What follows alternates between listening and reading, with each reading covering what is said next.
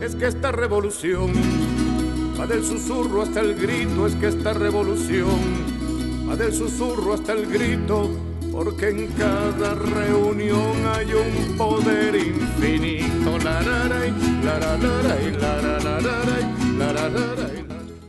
Una de las primeras interrogantes que se plantea cuando se inicia el debate sobre el socialismo bolivariano, indígena y cristiano es cuál es el aporte precisamente de los pueblos originarios en lo que es el debate sobre este tipo de socialismo que estamos construyendo.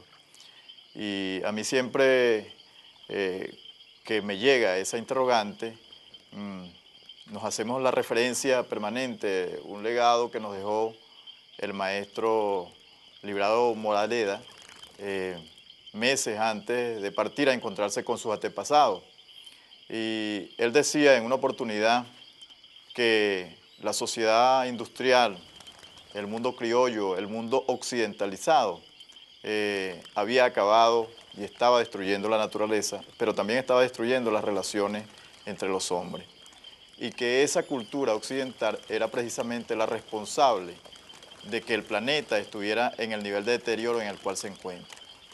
En esa misma perspectiva, el maestro Librado nos decía que la salvación precisamente del planeta está en nuestras propias culturas.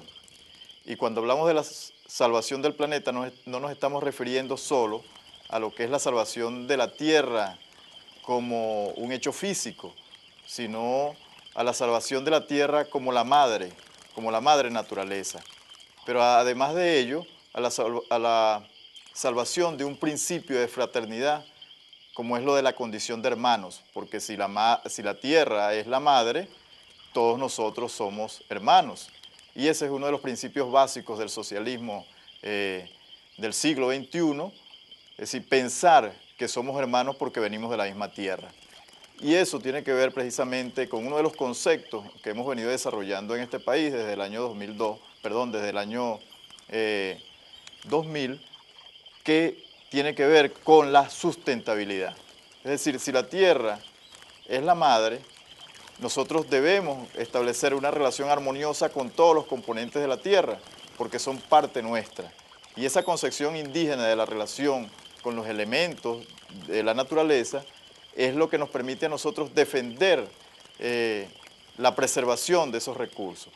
Y de allí que el concepto de sustentabilidad tenga en los pueblos originarios una gran fuerza que puede influir en lo que es el pensamiento y el debate sobre el socialismo del siglo XXI. Por otra parte, esa misma relación altamente ecológica tiene que ver mucho con la capacidad del mismo concepto de desarrollo endógeno. ¿Sí? ¿Por qué? Porque nosotros lo que consumimos, lo que producimos, implica una relación profunda con lo que tenemos en nuestro entorno. Y esa relación profunda con lo que tenemos en nuestro entorno no solamente tiene que ver con el uso de esos recursos, sino también con esa fraternidad que hemos heredado en nuestra cultura y que nos han transmitido nuestros antepasados durante miles y miles de años. Tiene que ver con el respeto por la naturaleza. Es decir, en nuestros pueblos, antes de tomar una fruta, antes de usar un pedazo de tierra, antes de buscar un animal para consumir, nosotros le pedimos permiso. Sí, le pedimos permiso a la planta, le pedimos permiso al animal, le pedimos permiso a la tierra, le pedimos permiso a las aguas. Y le pedimos permiso porque nuestra relación con esos componentes de la naturaleza es una relación precisamente de armonía.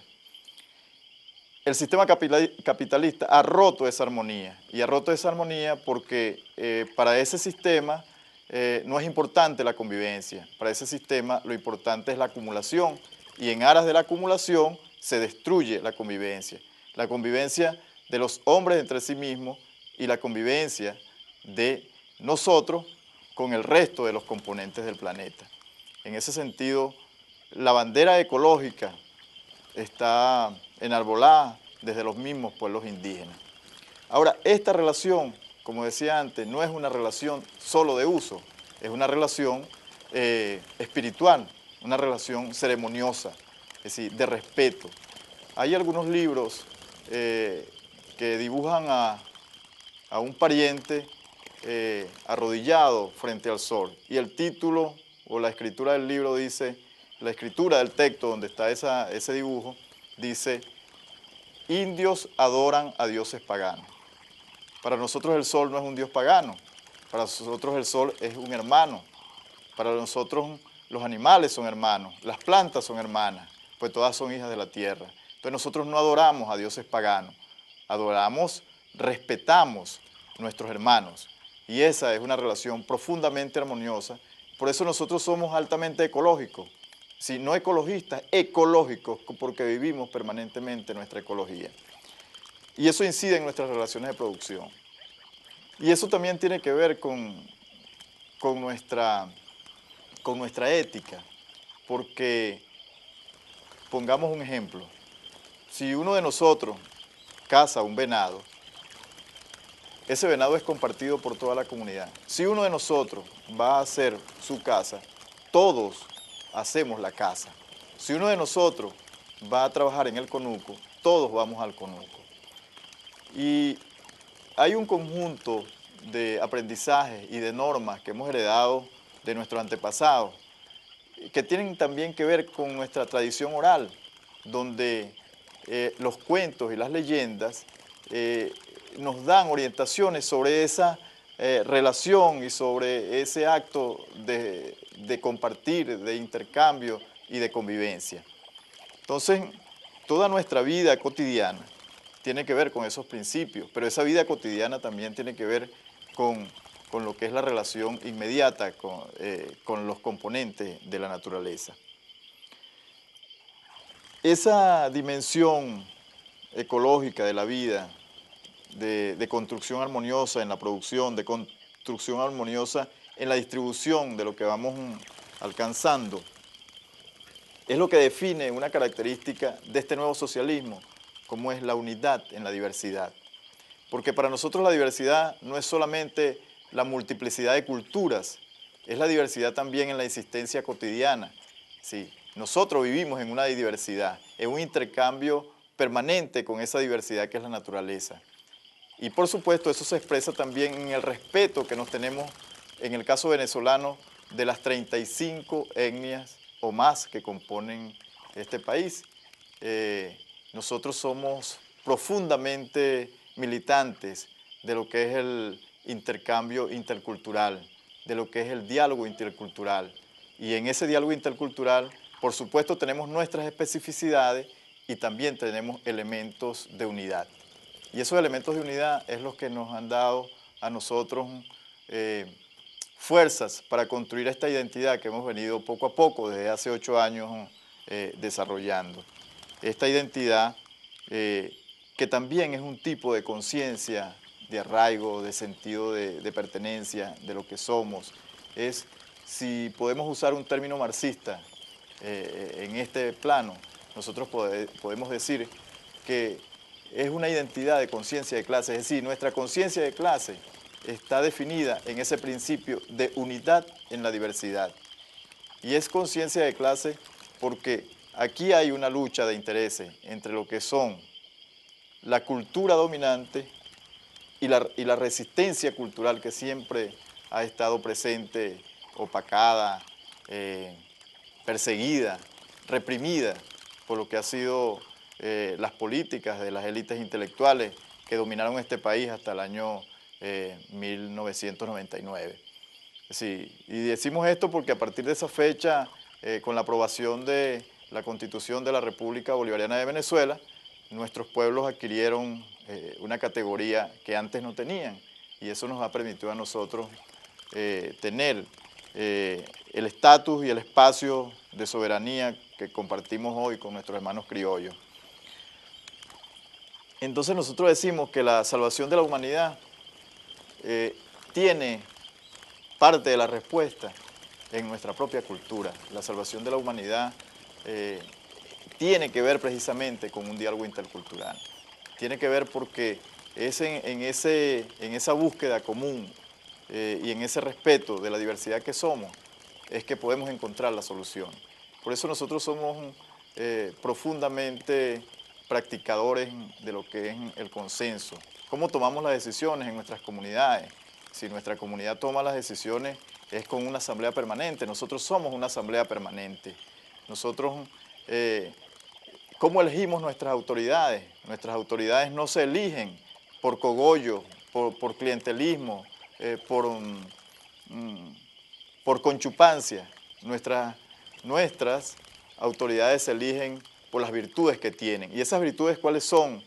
Sí, la disponibilidad que tengan de compartir, la sencillez, la profunda actitud de disposición para el resto de los miembros de la comunidad, el profundo respeto por la familia, por los miembros de la comunidad, por la madre tierra, la profunda sabiduría por el respeto de los saberes que nos han transmitido nuestros antepasados. Esas son las virtudes.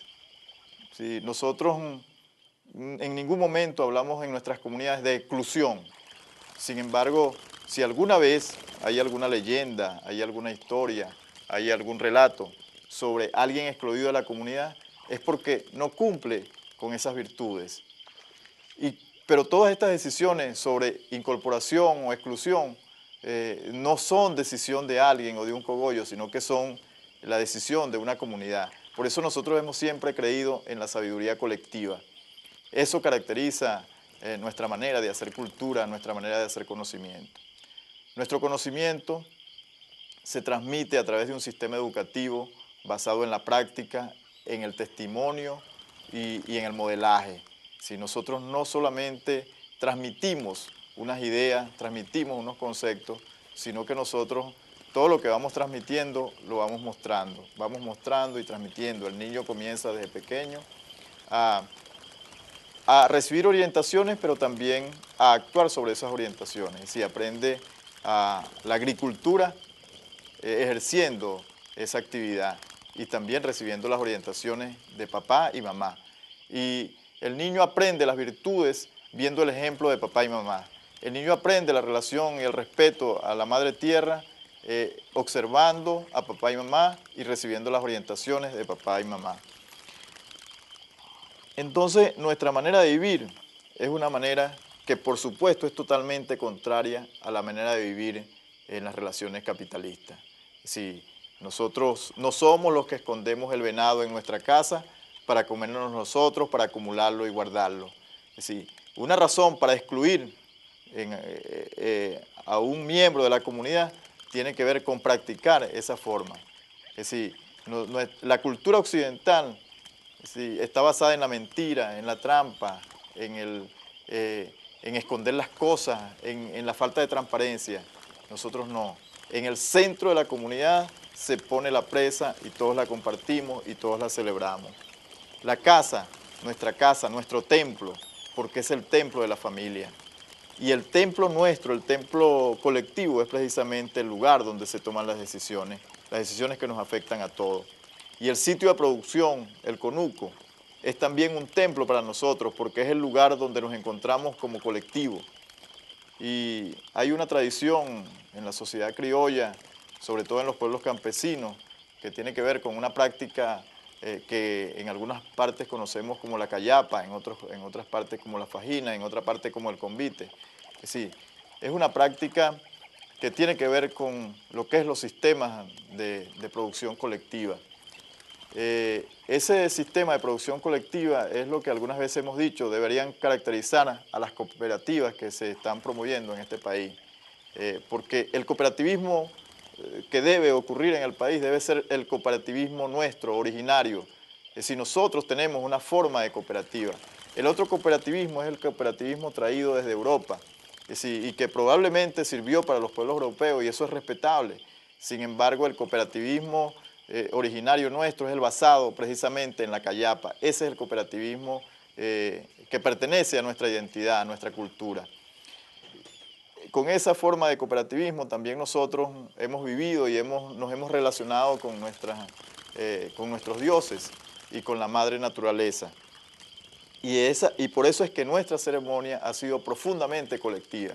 Algunas veces yo me he preguntado si acaso la comunión de la iglesia cristiana no tiene quizás el mismo significado que tenga ese acto que nosotros llamamos cayapa, o es que la comunión no es una cayapa. Es decir, la comunión es una cayapa, es un acto de intercambio. Entonces nosotros no somos un pueblo que por naturaleza tengamos que practicar el egoísmo. Si nuestros pueblos se han deteriorado y comienzan a deteriorarse, no ha sido porque eso pertenezca a nuestra cultura. Eso pertenece más bien a la cultura occidental. Por eso decimos que la construcción del socialismo en nuestro país tiene que ver precisamente con recuperar lo que es la sabiduría ancestral, es decir, lo que son los aportes en la producción de los pueblos originarios, es decir, de tal manera que ese aporte contribuya de verdad a desarrollar un tipo de cooperativismo basado en el trabajo colectivo y que se desprenda de todo lo que es la formalidad que algunas veces tiene, en la mayoría de los casos, tiene influencia europocéntrica. La lucha en este momento es una lucha sin cuartel entre lo que son las formas originarias de producción basadas en la vida colectiva y las formas impuestas de producción basadas en la acumulación de capital. Y nosotros creemos también que es conveniente que entremos a esa reflexión aportando y dándole un significado que va mucho más allá de lo que es la realidad objetiva, de la realidad material. Esto tiene un significado profundamente espiritual. Es decir, esa vivencia trascendental de nuestra fe, es decir, de nuestra fe en nosotros mismos, de nuestra fe en lo que nos rodea, de nuestra fe en los animales, en las plantas, en el sol, en la luna, en las aguas y en nuestra madre tierra. Esa es nuestra fe. Y como somos parte y dialogamos con ellos, nosotros construimos este socialismo en base a esa convivencia trascendental. Cuando el pueblo se reúne, despierta un gigante hermoso y hace retumbar la tierra y tiemblan los poderosos. La, la, la, la, la, la, la, la, la, la, la, la, la, la.